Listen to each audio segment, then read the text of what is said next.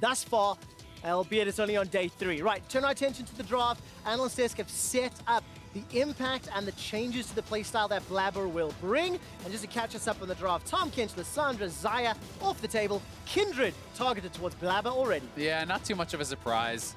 And it does seem like C9 are kind of catering their picks in bans to actually not going for Orin. Very likely will be Urgot picked up here for Licorice. They want to try to play that Urgot into Aatrox matchup, I am assuming. But wow, actually going to go for the Alistar first pick, which was not something I thought would see that much priority for Zeyzal in particular. What does this mean? Project forward. What do you think Cloud9 are trying to do? Is just buying time and information?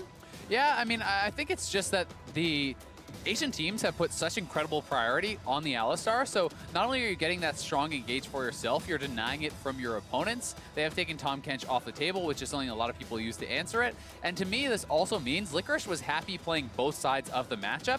You can see that Kuve actually chose to take the Aatrox over the Urgot, as Papa Smithy has said. A lot of times in the LCK top laners actually do believe this matchup to be Aatrox favored at the highest level, whereas elsewhere in the world, we really have been seeing the Urgot win that matchup. I'm excited to see how it plays out because Kuve yesterday was fantastic against RNG, and Licorice has really been the standout player for Cloud9. So seeing this matchup once again, but in different players' hands. And then we get, again, this East versus West, right? It's been the day of East versus West for you and I, Azael. Oh. The next lock-in will be a Tristana for Sneaky. Very early Tristana here, too. So Gen.G could grab something, you know, for... I thought they might have grabbed a Varus here, honestly, but very high priority on the engaged supports here. They're going to be able to grab up the Rakan. Don't want to risk that being banned away. This does mean, though, that Cloud9 have the opportunity to actually try to target Ruler's champion pool here, while Gen.G may look to attack some of those aggressive picks from Blabber. We saw the Xin hovered. That is going to be banned away. You protect that Taliyah in that kind of 1v1 matchup. Blabber does like to play aggressive. He is not someone who is scared of taking risks. Reaper calling him a popcorn. You never know which way he's going to pop. I love that analogy now. But, you know, I think that this does hurt his jungle matchup a little bit, but the Varus taken away, as I expected. I think Cloud9 really should look to protect Sneaky in that lane. Especially because Sneaky has had an underwhelming start to the World Championship. This is a player that has, for the longest time, just been consistent. Has been, you know, has been a player that delivers. And some uncharacteristic mistakes. So the Tristana gives him a little bit more safety in that role. Camille, once again, will be taken off. So Nocturne, Kindred, Xin, Camille. Like, where does Blabber go, you know, next? What champion would you like to see? Olaf? Yeah, I think Olaf is probably where I'm thinking. There are other ways you can kind of look at that, right? You know, it depends on how you actually want to try to play it. He is known for his, you know, Hecarim that could come out. We did see Hecarim played by Licorice, but you can actually play that in the jungle as well if you want a really aggressive pick. We know that he can play a ton of different champions along those lines. What would it take to see Hecarim here? Is Gen.G's comp something you play? No, we'll have that discussion off air, Zale. Yeah. It's going to be the Jarman locked in. Jen's going to secure the Galio. But again, it'll be Blabber that'll be dictating the pace. I honestly love this for C9. When you're looking at the fact that you've got a J4 Galio combo when there was 4 bans thrown towards your jungle and you second rounded it, like, you're feeling pretty damn good about that. I will be interested to see if the Aatrox is going to get flexed mid lane, or if they actually want to do something like a Poppy jungle. There are a lot of options to flex around. I'm expecting Aatrox to go mid, Poppy to go top, Taliyah jungle, so that looks like it will be the answer here. Ruler on the Lucian, though, has the ability to really punish this Tristana, and it's going to be a lot on Zeyzal and his execution to really be on point with his combos. And you know, while Sneaky certainly has made some mistakes, I think that Zeyzal has not been the strongest laner, has not really been executing on the highest level, and Sneaky's strength generally is more in the team fighting. Got it. So if you can get him to that team fight, you have the Galio to protect him, you have Licorice in this front line, you have the pieces in place to keep him safe.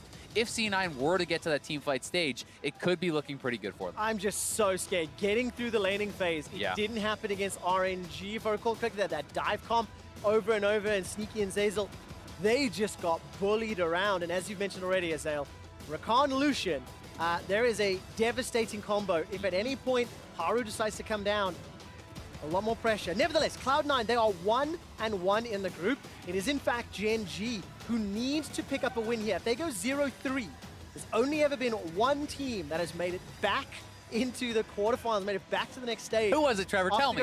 It was Fnatic. It was it? Zale. They managed to do so last year. And I'm going to run the risk of throwing down a caster curse. I apologize in advance if I do curse us, Azale. Okay.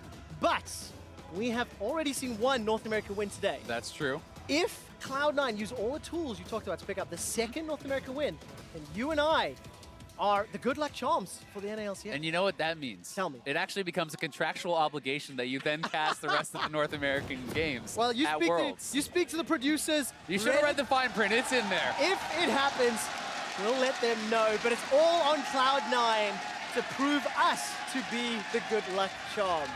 And we've already highlighted some of the strengths and the weaknesses in the bottom half of the map, but let's turn our attention to this top half. Poppy into Urgot, it's not something we've seen a lot this World Championship, but I can see how the tools of the steadfast presence and being able to deny some of the movement abilities on Cloud9 will really benefit Gen.G. And I think denial is the key word there. You're going to be looking at Cuvée to really use that steadfast presence well to actually be able to deny the Jarvan engage, Galio jumping forward, Licorice jumping forward, the Alistar jumping forward. Like, everyone can get actually blocked by that. So it's about that timing. It's very much not about the lane.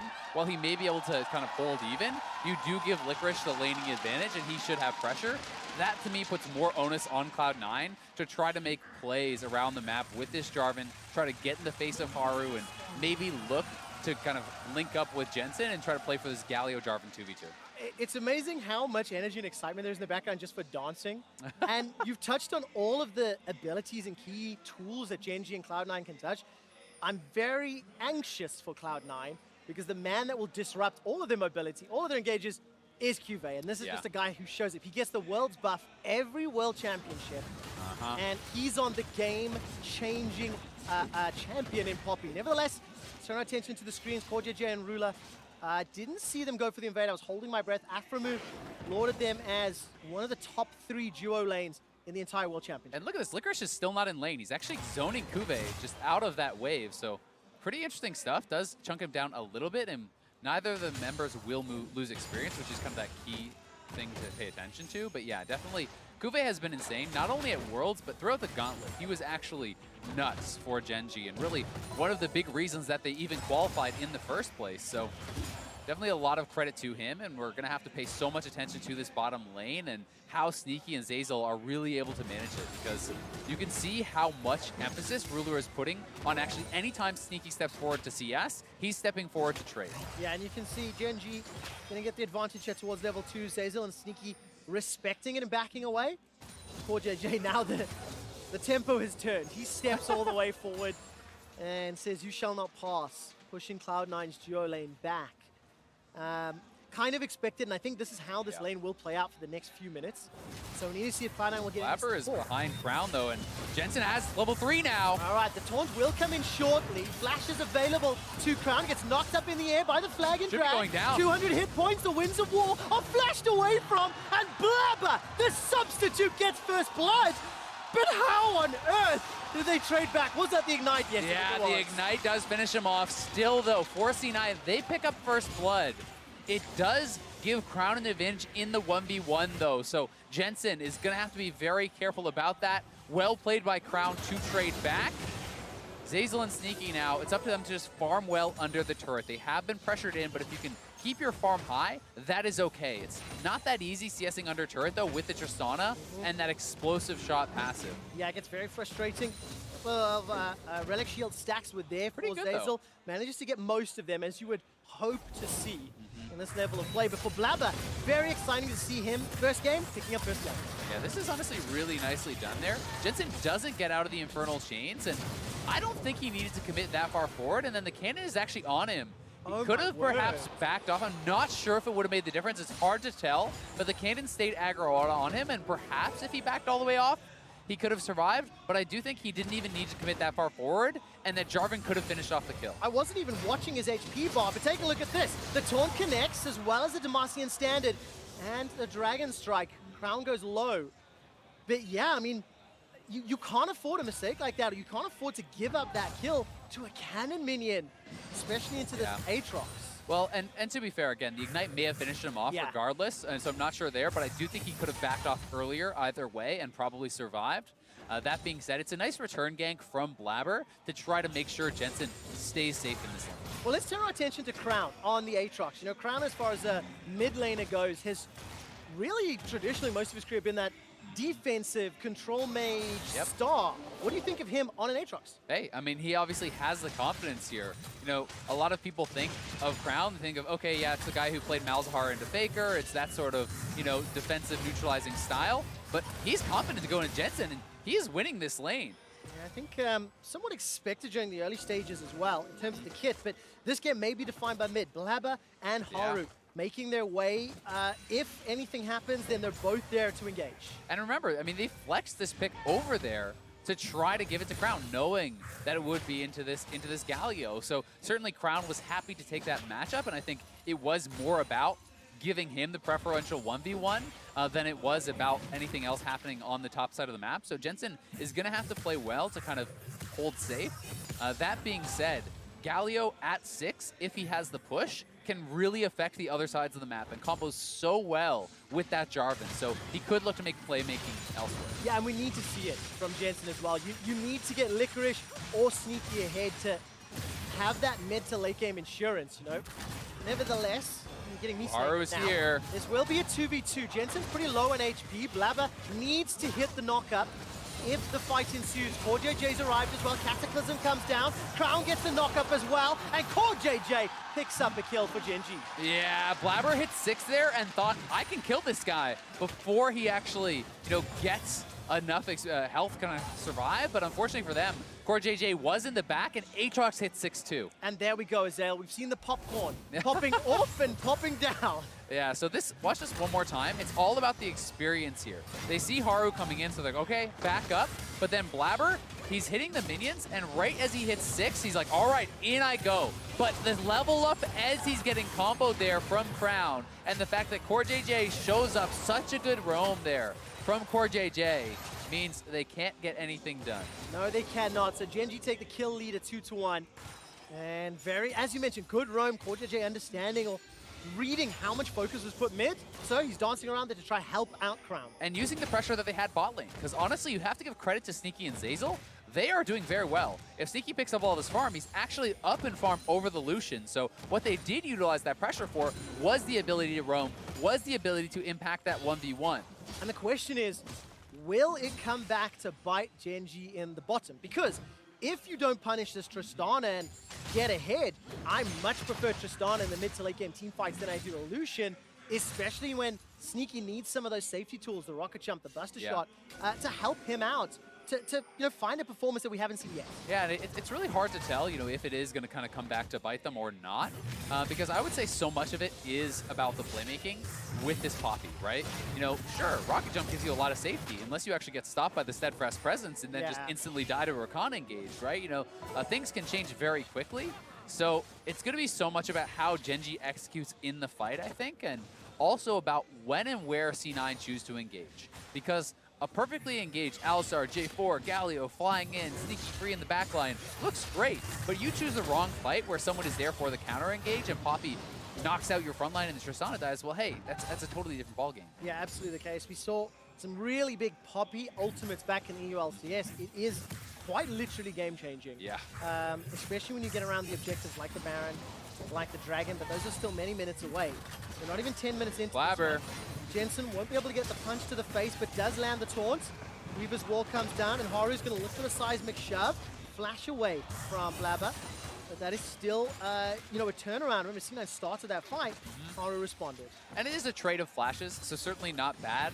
And this is why you bring Blabber in. It's aggression, right? Yeah. And you can't expect every single gank to work against a team like Gen.G, but they're certainly not allowing Crown to play the game he wants to play, to dominate in the 1v1. He's constantly being pressured, and I think the trade of flashes there is certainly fine. You could look to roam this again. Licorice coming down. Potentially they look for something. The Infernal has been started, but C9 knows this is available. Blabber can't get in, will be a little too slow to the party. Yeah. So Gen.G pick up the first Drake of the game at 9 minutes. I like seeing Licorice roam. We've not looked at this Urgot into Poppy matchup a lot. They're bang on even in CS. Ninja Tabby and Balmy Cinder already picked up Cube, but we're getting to the point where they could consider roaming.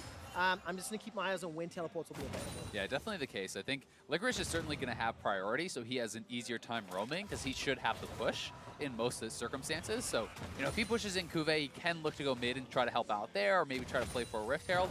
But when Cuvée has that TP available, the impact of a Poppy flank with a TP is so devastating. Yeah. So certainly they're going to have to make sure they're really tracking those cooldowns. But, I mean, this is a dead even game. Yes. And that's exactly what you wanted. You wanted to see that from Cloud9.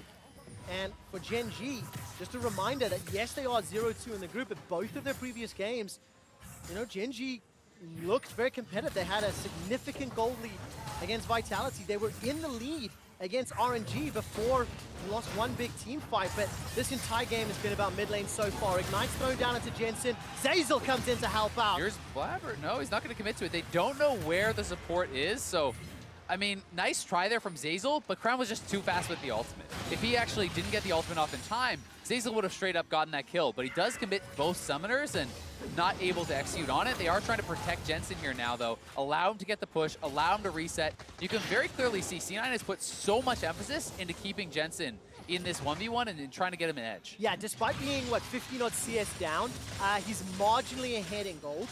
So, of course, Crown's kill is helping out there a whole lot. And it is even in every other lane. Sneaky's already got the Storm Razors completed. Yeah. That is a great sign. And we're seeing a pretty extended trade there in the top lane as Haru and Core JJ are littering wards. So top lane, bottom lane dive at some points. And this is honestly really what you want to see, out of a team like Cloud9. This is the style of game that you would see them playing in the NALCS, right? You want to see teams play your game, play your style. Don't be scared of what the opponent is going to do, because if you see the pacing of the game, if you say, all right, we're just going to back up and we're going to try to respond, you've already lost against a team of this quality. So Cloud9 certainly, not all of their punches are landing, but they are swinging. Yeah, I mean, you can see there, Zeyzal tries to go in for that engage. 4JJ easily escapes, and Zeyzal's now lost his ultimate. So with the wards that were already placed in the bottom quadrant of the jungle, and the fact you've got a Talia, there is a very real threat of a dive. Haru's going to hold on to that seismic shove for now, and Sneaky and Zeyzal, they're not done yet. Jumping onto Rulo, still got both summoners. Yeah, and I mean, while they did get Zeyzal's ult, they got Core JJ's ult and his Ignite. So honestly, not too bad there for the C9 duo, and while they do have pressure, you don't want to let this reset. That's going to be really awkward. Okay. Managed to get it just in the nick of time. But that's really useful. I mean, when you consider no towers have fallen yet, and Rift Herald for C9, again with Blabber, again from moves from Blabber, I'm very impressed with his opening game here at Worlds. Blabber playing to what you expect from an ALCS. And now we need to see whether or not C9 can survive if a dive happens. Yeah, this is going to be scary now for Sneaky. He's in a potential 1v3 type situation. I don't think they know exactly where Zeyzal is, though. So that is kind of what is making them hesitate to actually go for it. And while Blabber has mostly been the one making the plays, Haru has been able to respond. He has prioritized farming. He has gotten a lot of levels here. He's actually 2 levels up currently on Blabber. He took the Infernal. So Haru has been going for the consistent play, the consistent move, where he is guaranteeing gold advantages, where he's guaranteeing neutral objectives. And that is something that is certainly a very viable strategy itself. Yeah, and it's definitely something that's going to prove to be impactful in these next few team fights. I mean, gold is even between Blabber and Haru, but when you factor in the additional stats of 2 levels, that gives you a significant advantage on the Gen.G side. And every single time I see these Samsung skins, I'm reminded, of course, Gen.G, the defending world champions, former Samsung Galaxy. They need to pick up a win here, going down 0-3 in the group. Ooh, roaming up. They might look for this fight here. Zeyzal's coming. It's a terrifying prospect, and Gen.G Crown is caught out, knocked up in the air, taunted in place. All right, we'll be able to revive in a moment. How much time can Core JJ buy? Blabber dunks the kill down. Teleport's coming in from Licorice as well, so this will mean a pressure onto the tower, and they're going to summon the Rift Herald as well. Yeah, they've got to get more when you actually go through with that teleport. They need to try to get this turret. Nice Talia wall, though, is going to kind of disrupt this a little bit. And Sneaky did go down to the bottom side, so I don't think they'll actually be able to finish the turret still. They get the charge off. They do have Cuvée back in base, and he's looking for a potential TP flank here, so C9 has to be sure to not overstay. Yeah, this is threatening and scary. Yeah. There is pressure on the bottom tower, so if Cloud9 don't concede anything, then Sneaky will get a lot of uncontested time and damage. It ends up being a kill to Cloud9, but nothing more than that. Yeah, still, nicely done by Cloud9. They're taking their chances. They're looking for these plays constantly. That's what you want to see with this composition. Sneaky is up to farm on the Lucian. You're going to feel really good about that as the Tristana and the fact that Cloud9 are turning in a pretty solid game. Yeah, I think Jensen's in a whole lot of trouble. Sticks around, gets punished by a 4-man roam. And I actually think it's really problematic as Haru that picks that kill up. He's already, fairly far ahead of Blabber. Yeah. And he's just going to accelerate his item build. Yeah, and I mean, Talia puts out so much damage here, especially when it is kind of the soul magic threat. People are going to be looking more towards armor. You can see a couple of ninja heavies picked up, right? People are going to be itemizing more towards that very often. And if Haru gets to a quick double spell pen, that is a terrifying Talia that certainly has the potential to take you down with one point. So 15 minutes in, Tower First Blood will be secured by Gen.G in the bottom lane. This extends the gold lead to 2,000. They already have an Infernal Drake in their pockets and a Cloud Drake available to be secured. So the game is playing out a little bit as expected in the favor of Gen.G. It was the team coming in expected to win. But Cloud9, they are still close enough. They've got all the tools with this team composition to very easily turn team fights around. Yeah, and they're looking for a play here down on bottom lane. You can see Kuve has backed up, looking for a potential TP. There was 4 members cheating down to the bottom side as well.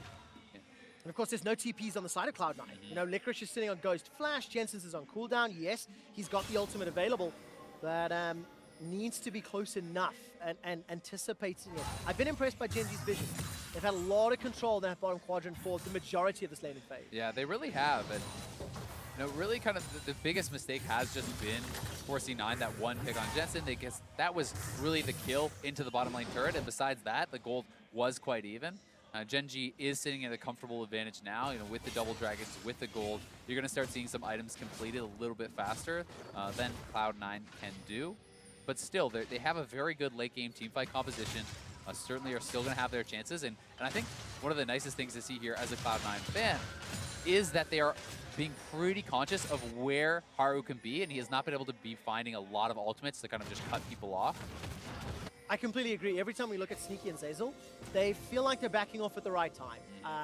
They are respecting any potential engage, and they haven't been punished more. And I can't get away from the fact I love Tristan in his late game team fights. I look at this team on Gen.G. Aatrox, yes, has the passive to come back to life, but he's in the tank, yes. But let's see what Kuve can do. Goes all the way forward, throws down the hammer shot. Zeyzal's in range. Blabber's coming too. Yeah, and I mean, honestly, as a Gen.G fan, one of the things you're going to like is how little damage Kuve just took there from Sneaky. Because the only AP threat on this team is Galio, and he's just going to pure stack armor here. Cloud9 will be able to trade a turret and perhaps actually get the mid lane one as well, which is very low. But you can see Crown is running out there to defend it.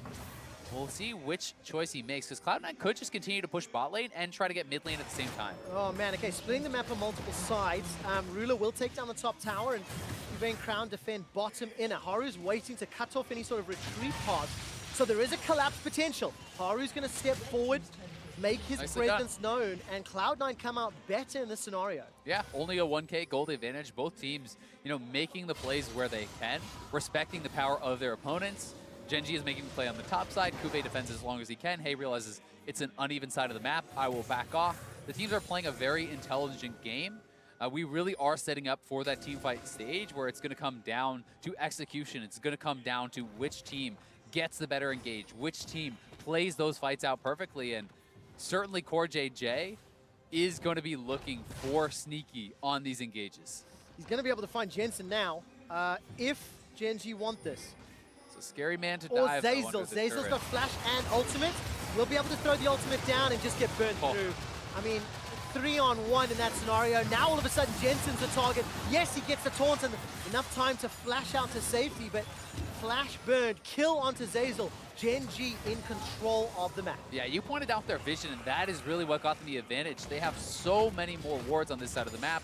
These offensive pigs are allowing them to set up for these plays, allowing them to get those advantages, and it's a nice move there for Gen.G. They get the flash off Jensen, they get the kill and ultimate from Zeyzal, and Gen.G certainly look very poised. They look like they know exactly what they want to do in this game, and that is really playing heavily for Vision, for Engage. And I need to see Cloud9 just clean up a little bit. You know, there's been some plays that they've been punished. We'll talk about that in a moment as Gen.G flies across the map. He takes one auto for his troubles, but Cloud9 setting up at least some sort of vision on this right quadrant, maybe for a split push. Yeah. Can't quite tell. But yeah, I want to see Cloud9 not get caught out in those scenarios as Haru secures the blue buff there, because it's those small mistakes, those small picks that just allow Gen.G to accelerate the game, take objective after objective, and that's what kills you at the end of the day. Yeah, it really is. And Gen.G's honestly just doing a good job creating time to ward, creating time to get vision by pushing out these side lanes. You see Crown shoves out the top lane. Now they know, okay, Cloud9's going to be down here on this quadrant of the map. You can reset, you can try to get vision elsewhere. And you know, really, it has been about the fact that poor JJ and Haru and Rule are kind of moving around as this squad. And Zeyzal was trying to fight that vision battle on his own and walks out, gets caught, but certainly easier said than done because your carries are trying to catch farm on all sides. You're trying to keep up in that regard. And Gen.G is kind of just moving a little bit faster as far as the vision goes. And that's why Gen.G are about 1,500 gold up. You know, we've crested the 20-minute mark, so Baron is alive, albeit not going to be focused right now, maybe not for a little while. As there are still plenty of talent to fight over, and Blabber decides to go in. A lot of Gen.G members are around, gets pinned into the wall, knocked up into the air. Here comes Jensen.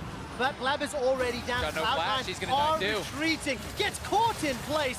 The punch is interrupted, and Cloud9 starts a fight that they cannot finish. That was just a terrible engage there from Blabber. Honestly, may just be game losing here as he goes in onto Kuve. Well, here comes Crown. He jumps onto Sneaky. Sneaky uses the rocket jump away. Crown will get chunked down. Throws down the world. They're still on the Baron, though. Time. How much HP does it have? 3,000. There's no smite available in Cloud9. They're not going to go in for a 21-minute Baron secured by Gen.G. Yeah, Cloud9 had been playing them pretty tightly up until now, but that may be the game-deciding play. Blabber flag and drags in onto Kuve there, and the team makes the call to try to back him up, to try to defend that play, but Zeyzal then follow-up engage onto, again, Kuve, their tankiest member by far. They don't even dent his health, and this is not the kind of play you can make. I'm not sure what he was thinking. I mean, they didn't even have vision in the brush, so maybe he was trying to go in and clear something out or thought someone else was there. I'm honestly a bit confused, but either way, does make the engage, and Gen.G punishes them so heavily. Jensen, without his flash from the earlier mid lane dive, meant they get a second kill, they get the Baron, they're now way ahead, and likely to pick up even more gold on the map. Absolutely the case, and you know, I am happy when you see a player come in and they do play to their style, but I am sad when I see it cost the team, because that really is what we were anticipating and expecting when you see Blabber subs out from Svenskeren, and unfortunately Cloud9 are now down 4,000 gold. Baron's in Gen.G's hands, and you can see them pushing this vision forward. They're pushing mid, they're pushing bottom. Gen.G just want to accelerate this again. Yeah, and it seems like Cloud9 are going to try to just engage and try to catch the members away from the rest of the team, but you can see Haru lurking, getting ready to potentially cut off Licorice if he does go down to defend there, and Gen.G about to pick up a couple turrets. Well, look, Sneaky's got the rapid fire cannon and the Storm Razor, so if he can get a squishier target, there is enough damage, but the problem is you need to find a way past Crown and Kuve, and it's very, very difficult. Crown doesn't care about Licorice in this bottom lane. He's 1, 2, and 3 on Aatrox. And he's just going to be playing a split push game with his Baron-powered minions. Yeah, the Baron just gives them so much access to these turrets. There's really such difficulty to actually clear out those Baron-empowered minions. So C9 really are looking for an engage here. Hex Flash is bailed out of, but it's going to be likely another mid lane turret here for Gen.G unless they decide to make the call to go. Well, Gen.G want to cut off any sort of retreat path, look for an engage. That's a pin, but I don't think Zeyzal was stunned. He manages to get the ultimate, or use the ultimate to cancel the stun, rather. And Gen.G, they get the tower. They don't get additional kills, but they've got the bottom inner turret as well. And this is a very, very effective use of the Baron Siege. I mean, they're moving so quickly with this Baron. It's not as though they're being held at the turret for a couple waves. They are going, they're executing, they're threatening to dive with the Talia, and now onto Sneaky. Well, Sneaky's dead. He just gets brought right out. Poor JJ finds his man. Gen.G in a 5-on-4 now, looking for another kill. Manages to catch out Licorice as well. Crown takes him down.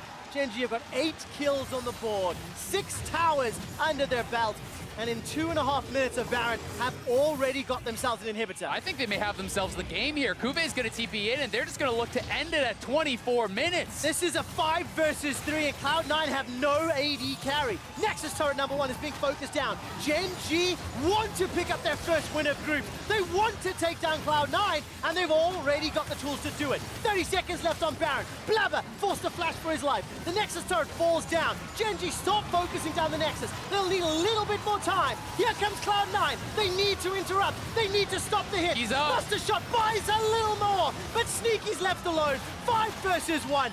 Gen.G pick up their first win of Worlds. And what an explosive engage. An explosive series of plays there for Gen.G. They win the fight around Baron, take it decisively, knock down multiple turrets, and then CoreJJ finds the pick on Sneaky that will end the game. That was such a fast turn of events. I mean, it went from dead even to 3 minutes later, the game is done. Does it not remind you of how Gen.G lost to RNG yesterday? One opportunity is presented, and it is capitalized on in the biggest fashion. Really was. Just an incredible engage there from CoreJJ. They just needed the one mistake, really, from Cloud9 to find Sneaky in. Without their carry, Cloud9 really had no hope of defending. Zale, this group is now extremely interesting. The first stage of the round